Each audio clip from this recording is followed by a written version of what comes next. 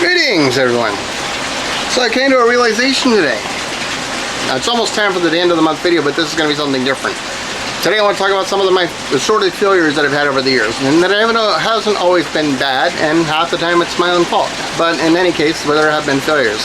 But what I really wanted to do this, the reason I wanted to do this today was, it's been 10 years since I started doing aquaponics, and I'm still learning, I'm still changing things, I'm still modifying things, and if you want to get started, feel free to start however small or however big you want to do it, but you know what you're getting into.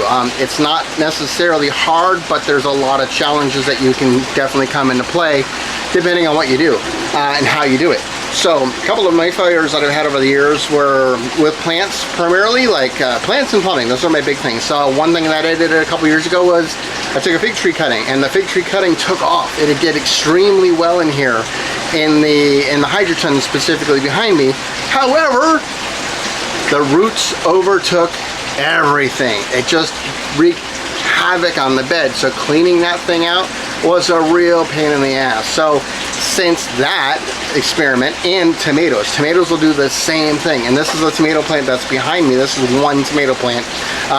What I've done with big plants now is they go into what's called a root pouch, where you can have a isolated system that can still sit within the water to a degree, not like completely submerged, because this is what's called a dual root zone. So I've got sand and gravel on the bottom for a couple inches, so that part sits in the water, and it's soil up above, and that allows for a couple different things. One, you can provide additional nutrients to the plants from the top, as well as when you can still pull in nutrients from the bottom. But what it also does is it restricts those root systems so that you can still get gigantic healthy plants, but you're not having roots destroy your media beds. And that's definitely a challenge when you're dealing with the system in here. The other thing is I'm shooting at a 96 degrees now that I turn the outside fan on. 96 degree greenhouse today, so Fahrenheit obviously, because if it were Celsius I'd be dead. And one of the other major failures that I had over a few years ago was trout. I tried to do rainbow trout, and this was before I had anything to really help control the temperatures in my water.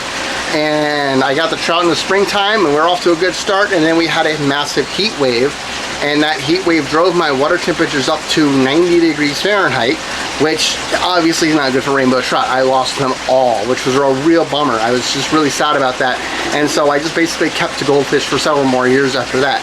This year, I finally have tilapia, and they're growing out and they're doing well. I started them indoors in a smaller tank that was warmer and more temperature controlled, because tilapia do like it warm, and it's better for their growth if the water's warm. However, they can be hardy down to 40 or 50 degrees Celsius depending on the species. So that's going to be a benefit to potentially have them year round. One of the things that I ended up doing or getting after the trout incident was I got a water chiller that'll allow me to cool my water temperatures down in the summer, and I've had to use it in the past.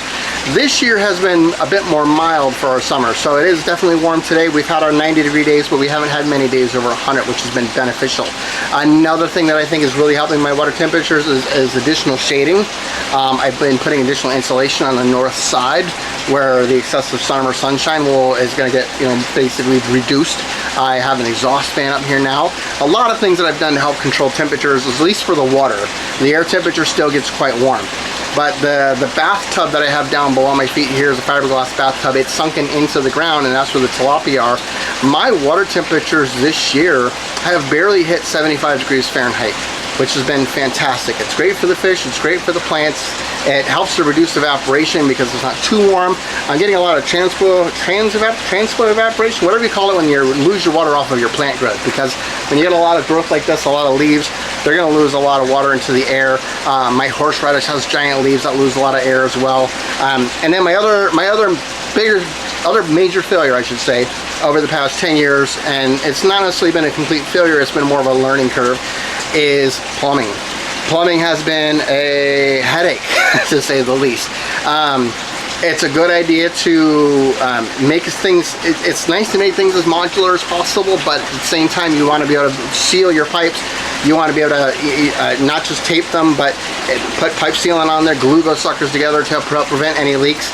And it's taken me time over the years to get everything to a point where I've got a lot of things glued. I've got shut-off valves so I can reduce flow or turn off flow where needed, and a lot of that helps, especially when you need to change things or move things around.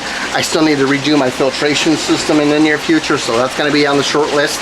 And that's, again, I'm going to make some plumbing changes when I do that as well, because I'm going to improve my waste collection on a lot of that. And I've got something else to show you when I do my end of the month video. I'll show you my other waste collection thing that I'm doing, which has been really helpful. Maybe hopefully throw some links in the description type of deal. What else I got going on? I think that's really it. So I'm just really excited that it's been 10 years of doing this, and that I'm still learning, I'm still evolving my system, I'm still growing things. I'm looking to create maybe an indoor-outdoor combination system so that I can get bigger plants like these tomatoes out where they're going to get more friendly pollinators, more bees, because we got a ton of great local bees in here. And so, yeah, I'm really looking forward to being able to do something like that. And I'll be shooting my end of the month video within just a couple days as well. So in the meantime, I just wanted to get this uploaded and say, hey, it's been 10 years. Thanks for those who have been following along. I haven't been doing videos for 10 years, but I have 10 years of experience doing this, and it's been a great time. Hi, June. So my kid's in here. She wants me to come inside, so I'm going to cut this short, and I will see you all in the next week or so. Thanks for following along. Those of us who have subscribed, thank you for doing that as well. I'm only at a few hundred subscribers. It's okay. I'm not doing this for the popularity. I'm doing this for the experience, to get the ideas out there, and to see what else other people are doing. So y'all have a great one, and I will talk to you soon. Ciao.